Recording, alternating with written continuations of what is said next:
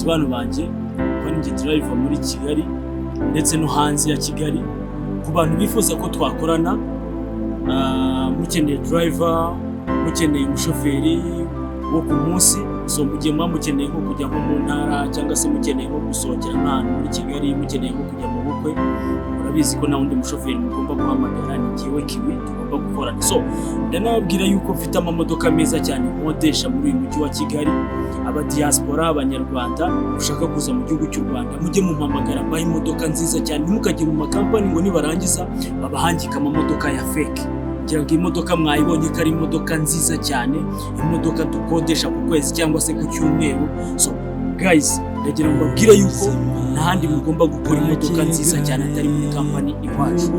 Murabizi ko n'umuhungu wanyu Mr. Kiwi nanabitsa gukora subscribe kuri video zanjye izo ari zo zose. Kandi nashimira abantu dukorana umunsi ku munsi. Hari abantu bampamagara bakampa akazi ka driver, abo bantu muri inkoramutima ndabakunda cyane, kandi niwana kuba muhora munzirikana ibintu by'agaciro.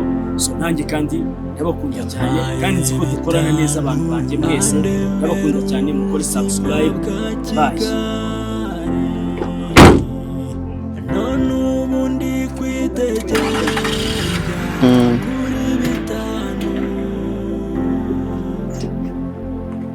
ubuzima bwa Kigali.